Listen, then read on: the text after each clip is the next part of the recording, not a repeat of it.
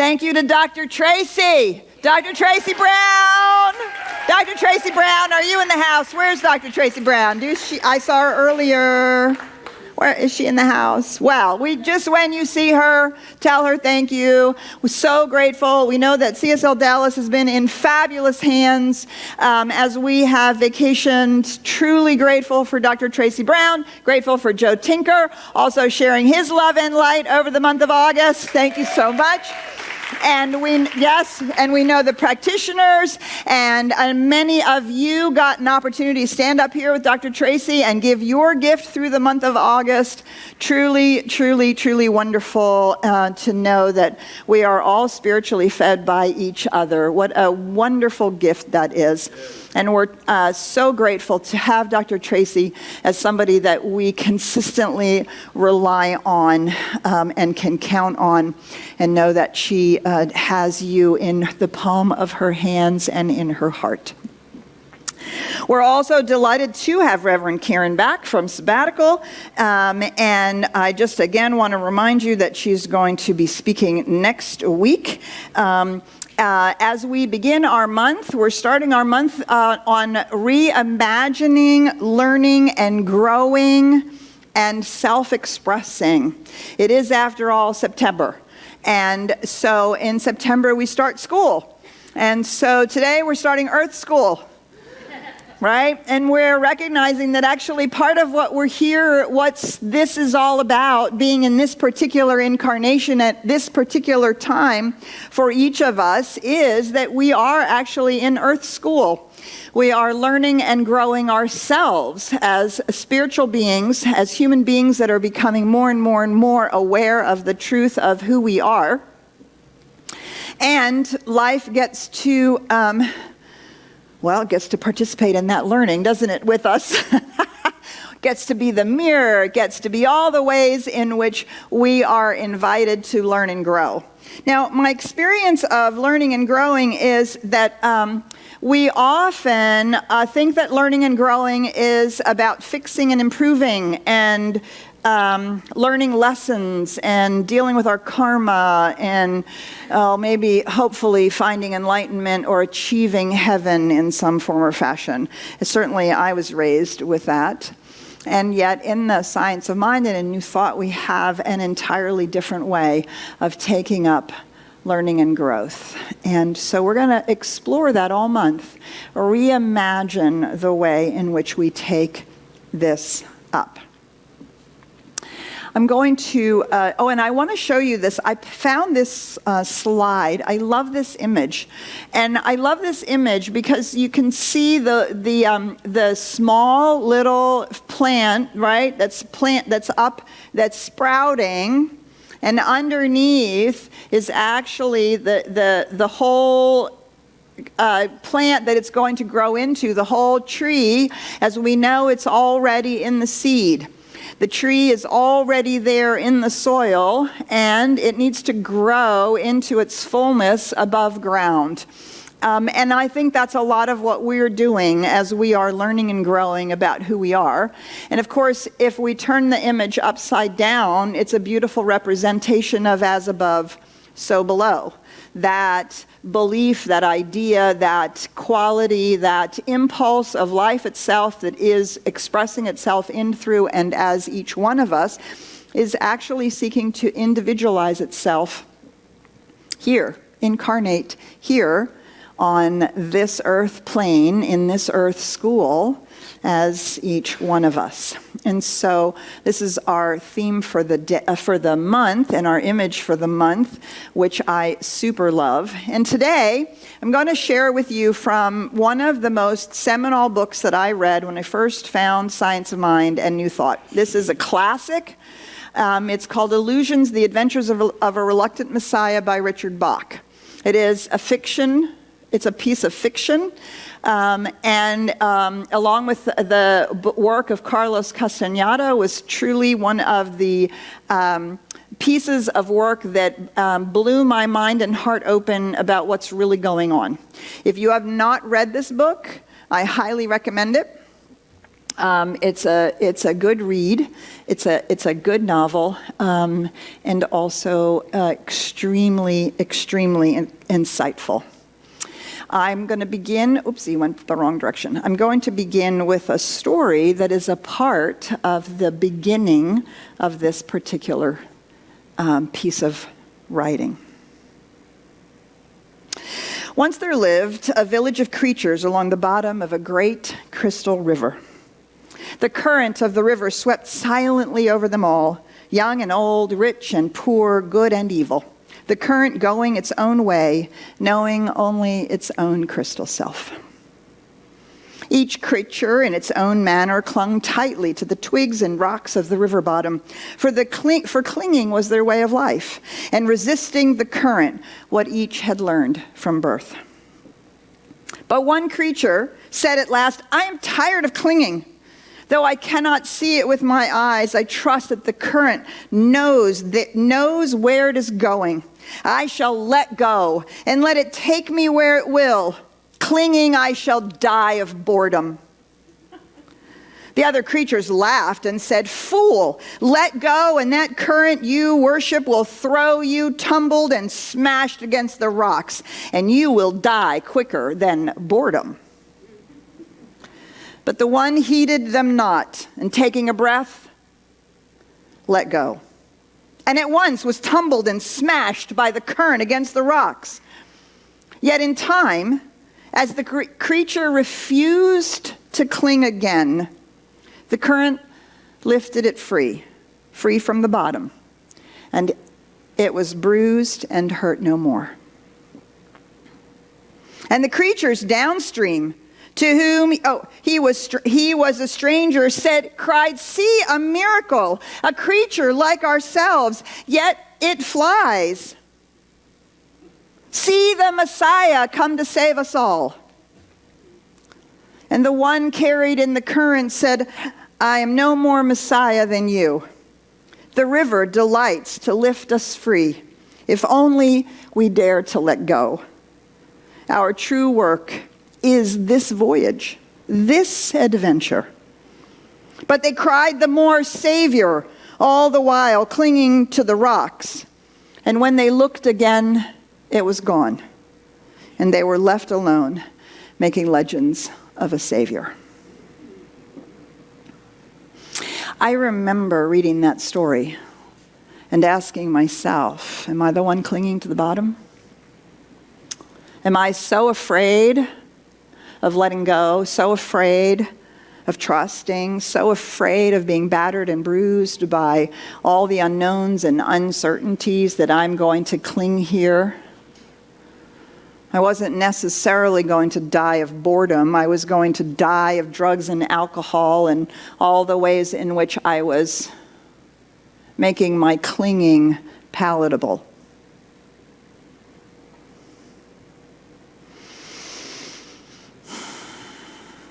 This is the invitation.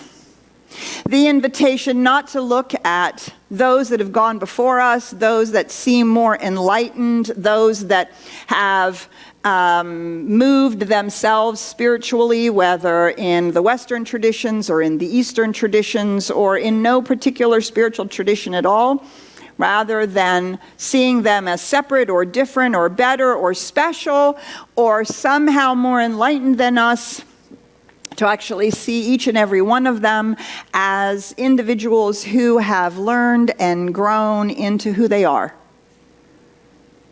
and who are shining examples and beacons of light of who it is that we are, and who it is that we can grow ourselves to be. In this beautiful book, Illusions, The Adventures of a Reluctant Messiah, there is the Messiah's Handbook, Reminders for the Advanced Soul. I remember when I first read these, each one of them rang like a bell. And there are some of them, I will not tell you how many decades ago I read this book, but there are some of them that I continue to quote today, that have spoken and carved themselves into my consciousness so deeply, because I wanted not to die of boredom. I wanted not to cling to those things that would provide safety or security, and not to cling to those things that I thought would numb the pain or make me desirable and acceptable to others, but that I would float free into the current of life. I think that is what calls all of us. And it is not just our psychological learning and growing that we talk about in our spiritual process, in our spiritual journey. It is our spiritual growth. And the truth is, you can't get any more spiritual than you already are. You are already a spiritual being having a human experience. You are already an individualized expression of the one. We just don't know it yet.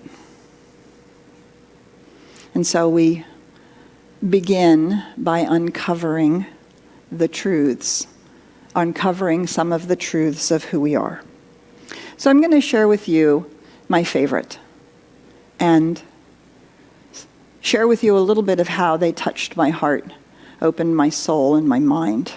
And perhaps there will be something here for you that will prod you on your journey, that will invite you into learning and growth from an entirely different perspective.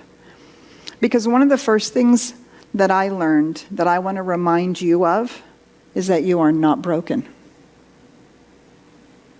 You are not flawed. The truth of your being as a radiant, magnificent being of love and light. That is who you are. Veiled and cloaked in a human body, a human experience, a set of circumstances that you've grown through, that you've lived through, and that we can cling to as if those things are the truth of us. And yet when we let go, those twigs and rocks that we're letting go of is all of that. And the stories that come with all of that. The veil that is that sense of separation that stands between us and the truth of our being. And as we let go and allow that current to lift us into a deeper, higher perspective, vision, view of life, everything changes. These are from the Messiah's Handbook, Reminders for the Advanced Soul. The simplest questions are the most profound. Where were you born? Where is your home? Where are you going? What are you doing? Think about these things once in a while and watch your answers change.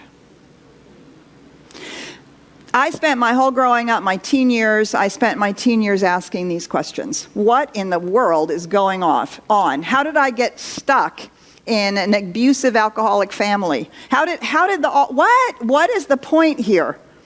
I spent time suicidally depressed, and I asked myself these questions over and over and over again, searching for the answers in books and in spiritualities and religious traditions and in divination practices and in hallucinogenics and in all other kinds of ways.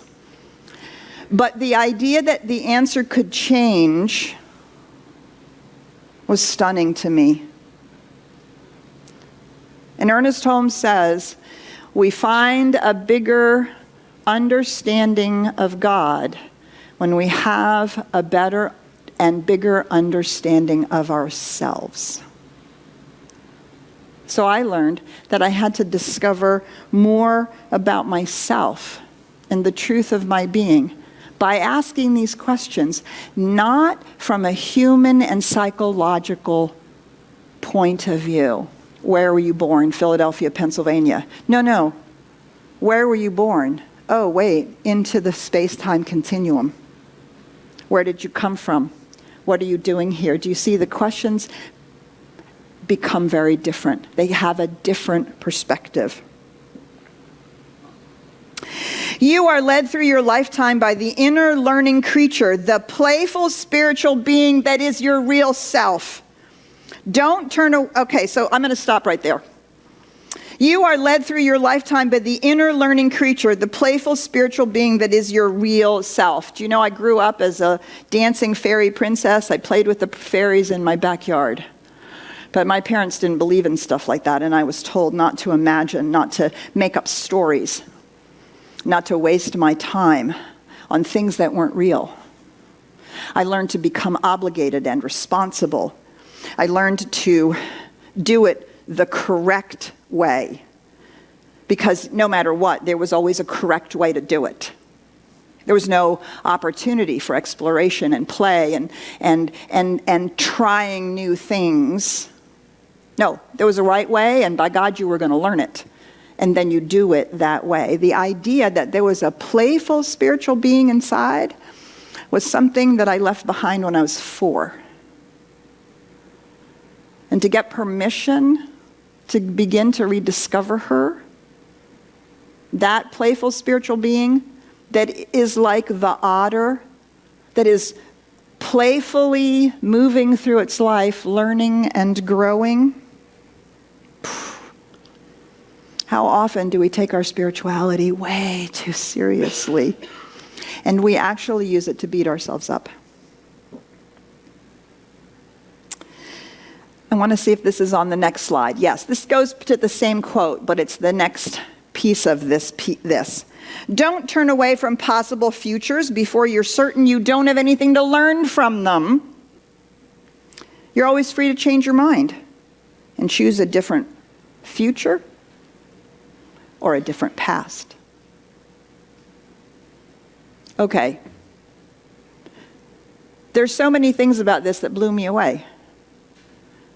Trying new things. Don't be so certain you can't learn from them as opposed to doing them right. Do you see the difference? Oh my God. What if we just tried things because we were learning from them? We were learning who we are and spiritually growing, and we were learning something new as opposed to doing it and trying to do it right each and every time. You're always free to change your mind. How many of us are afraid to do our spiritual mind treatments or intentional manifestations because what if we get it and we don't like it? Now we're stuck with it. The idea that it's not just a woman's prerogative to change her mind, it is all of ours prerogative to change your mind. You manifest something, you don't like it, change your mind. Don't not go for it. You decide this is your soul's calling, you get 4 years down the road and you think, wait, this is not my soul's calling. This is not a mistake. This is a learning. It's a learning about more about who you've come here to be and the contribution that we each have to give. Do you see? Oh my God, it changed everything for me. And then this idea that I could choose a different future or a different past. Oh my God. Okay, I grew up in an alcoholic, abusive family. That's just a fact.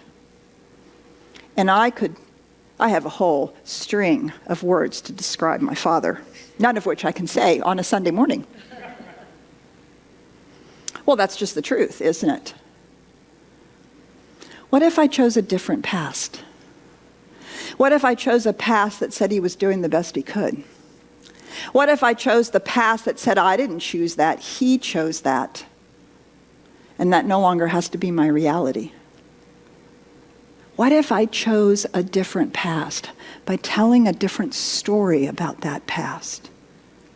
That was the opening for me for forgiveness, for letting go of the trauma and no longer walking around in the world as a victim, because I chose a different past in which I was not a victim. Same facts, same experience, but a different past.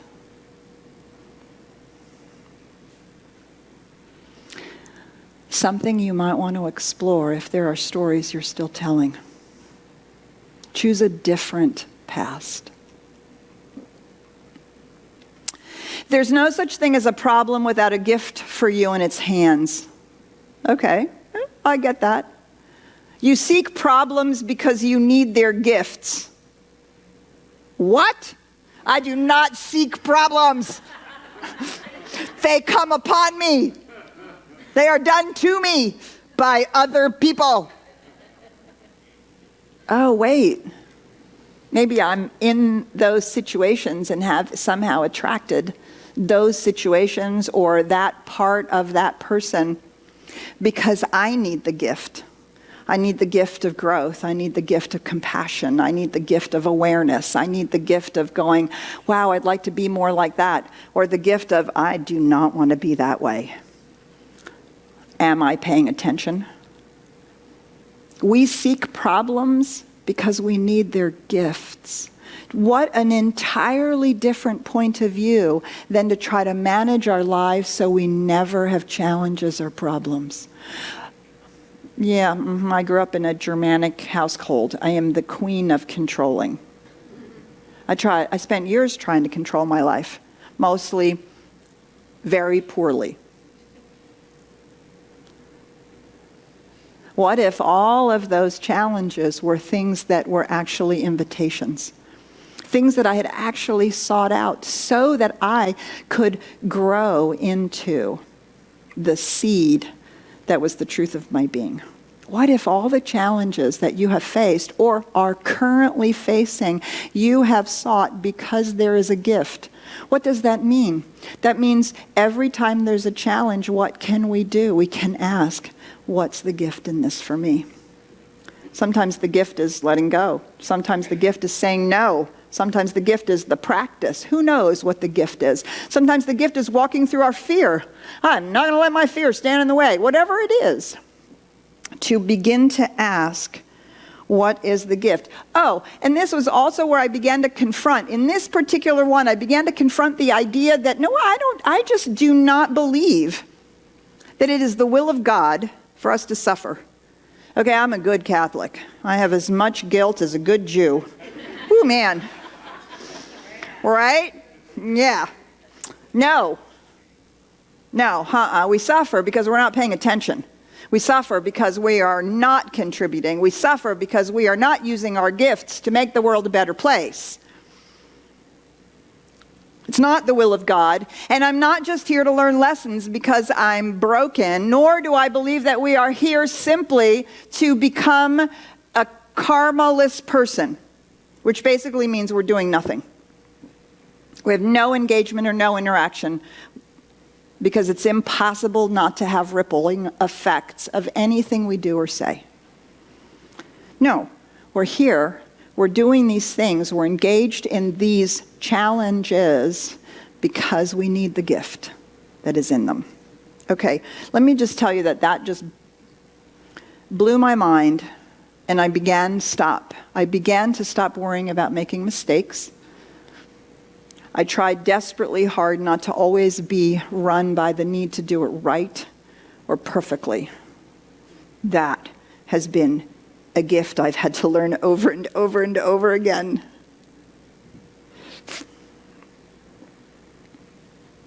A cloud does not know why it moves in just such a direction or at such a speed. It feels oh, wait, did I miss one? Wait a minute. Oh, no. I missed it on my notes. Here it is. This is my all-time favorite. Argue for your limitations?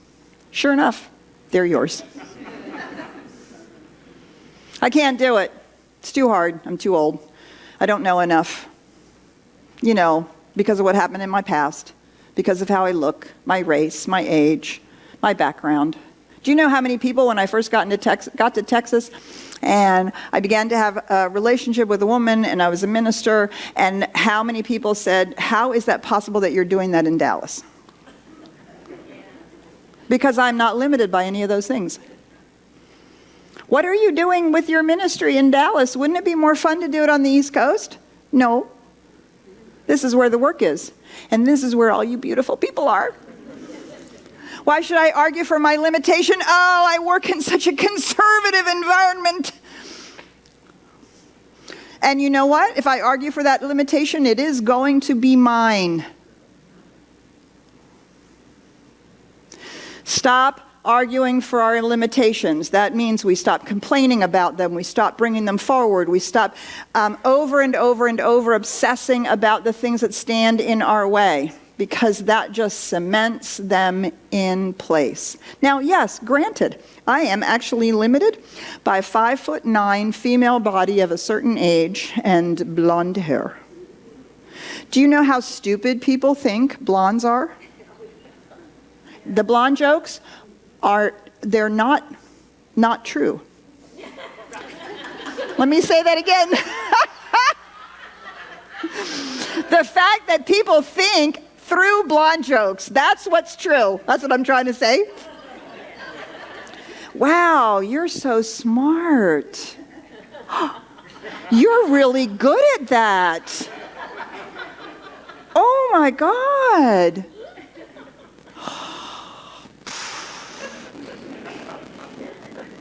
And I can talk about the glass ceiling. I can talk about gender discrimination. I can talk about all those things. But I don't, because I will not argue for my limitation. I will not. And one by one, I find either a way to break through or a different way to work with it or a different way to see it, right? Sometimes the limitations are, in fact, space-time continuum physical limitations, but then it's how we take them up. One of the most unlimited people I have ever met was a practitioner we had here for years who was in a wheelchair. At 19, she had a car accident, severed her spine. She'd been in a wheelchair for probably 10 years. She was the most whole, unlimited being I had ever met.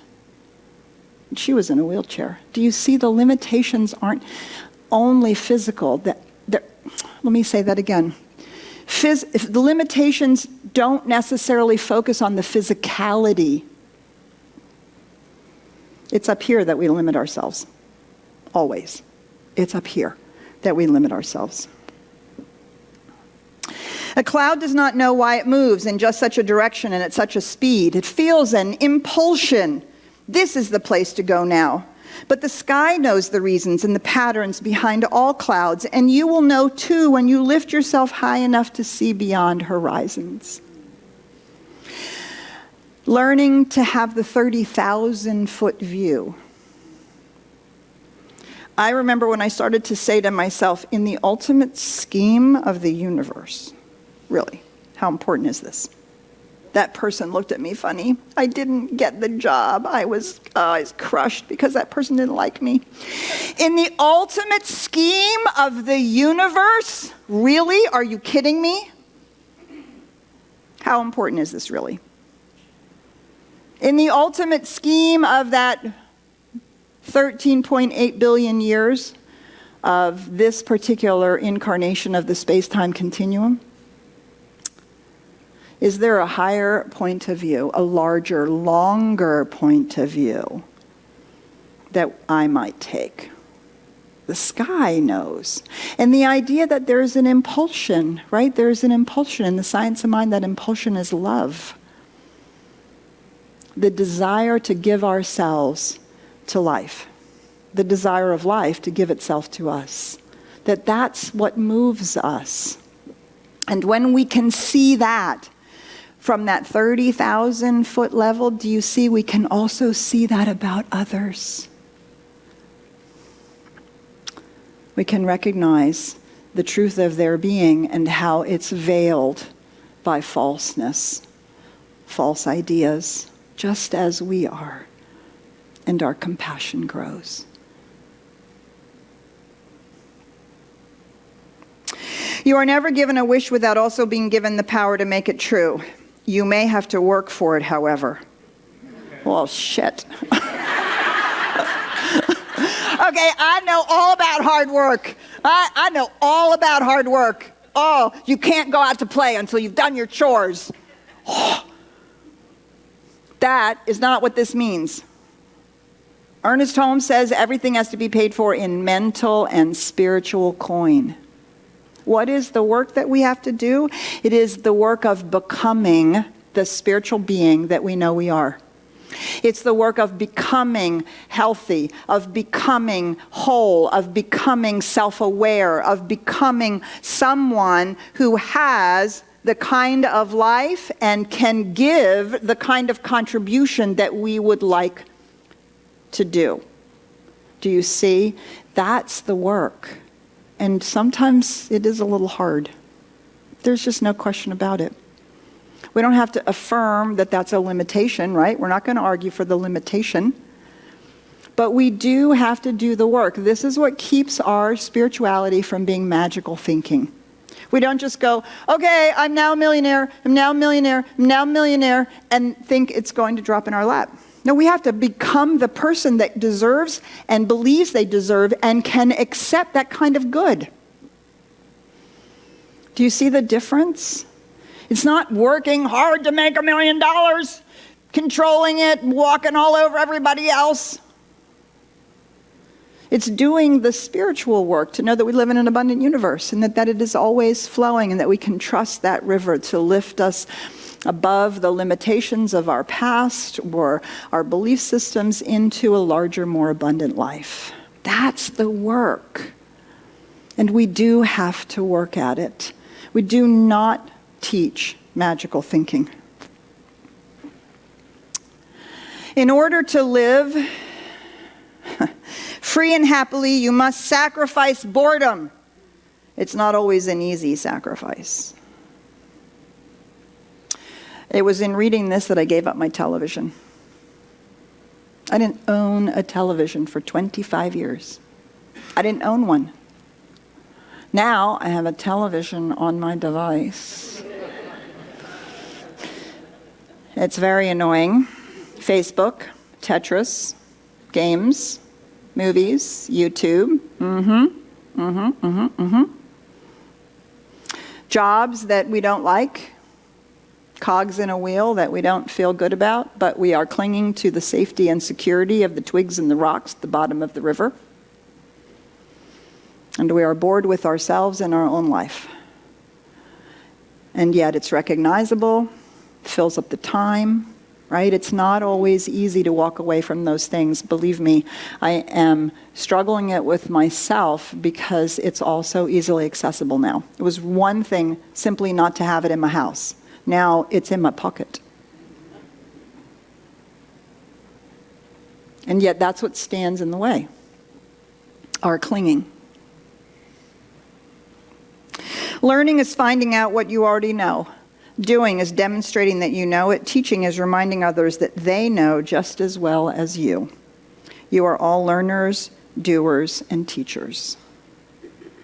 I think as adults, we focus only on the doing. We forget that we're learning and we're teaching. That all of that's going on all of the time. And what an amazing way of engaging with life. To allow ourselves to be students again of whatever it is, spirituality, a particular author, a particular meditation practice, a new musical instrument, a way of creating PowerPoints that are completely different, whatever it is, learning, doing, and then teaching, sharing, believing in our own wisdom. You have, in fact, learned and grown, and you have gifts to share with others. Because we're all learners, doers, and teachers. This next one I found very annoying because I found it so completely true. You teach best what you most need to learn. Yeah. So when somebody comes to you for advice or a particular issue that they're having in their life, and you are giving them advice and talking to them, do you listen to what you are saying? And go, am I doing this in my own life? Am I? Am I living this way? Am I really? We teach most what we need to learn. Don't be afraid of that. You do not have to have mastery to give someone else support, love, care, to become a teacher in any way, shape, or form. And it will grow you. There's nothing better to learn something more than to try to teach it to someone else.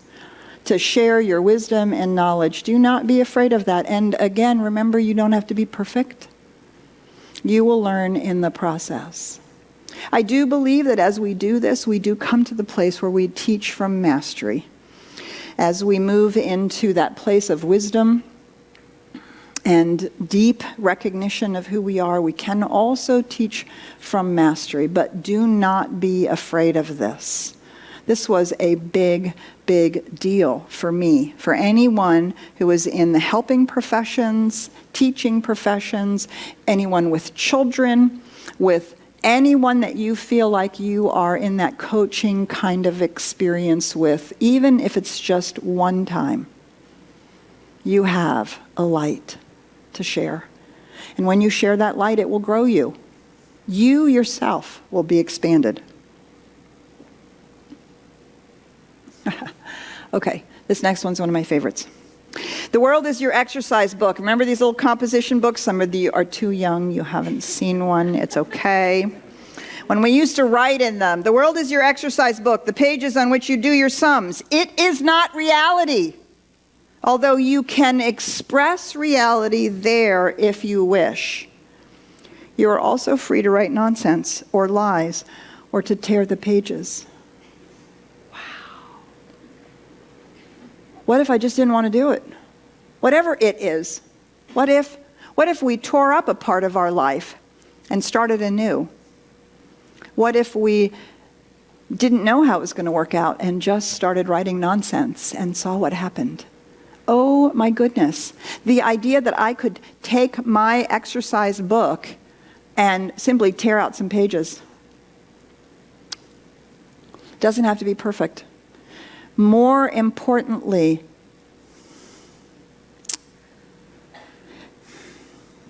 this is how free we are.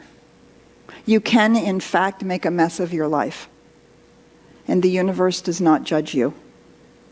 You are free to make a mess over and over and over again. But if you will be led by your learning, playful inner self, all those messes have gifts. And you can ask, what is the gift? And then learn and grow. But we are free. We're free to move. We're free to change jobs. We're free to try new things. We're free to become somebody else. We're free to reinvent ourselves. We're free to say yes. We're free to say no. Oh my goodness. That kind of radical freedom is extraordinary, and it can be very, very, very scary to take up. Your only obligation in any lifetime is to be true to yourself. Being true to anyone else or anything else is not only impossible, it is the mark of a fake Messiah. When we are not being true to ourselves, we are not shining our light. Because we are not being the light that we've come here to be. So these are the things we have to confront in our own lives. I had to confront this 10 years into my ministry. I am not a pastoral minister. I'm not. I'm a teacher. I'm an educator. I'm a spiritual coach. I'll put my foot in your back as long as you are willing to let me. But if you need someone to really love you up, please go see Patty.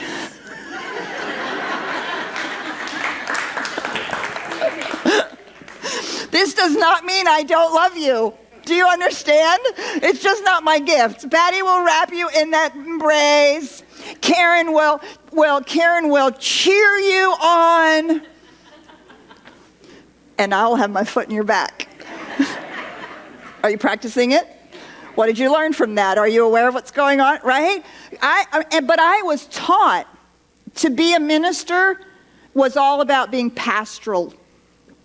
That means hold people's hands, tell them that you love them, never make them uncomfortable, always support them, no matter what. That's what I was taught.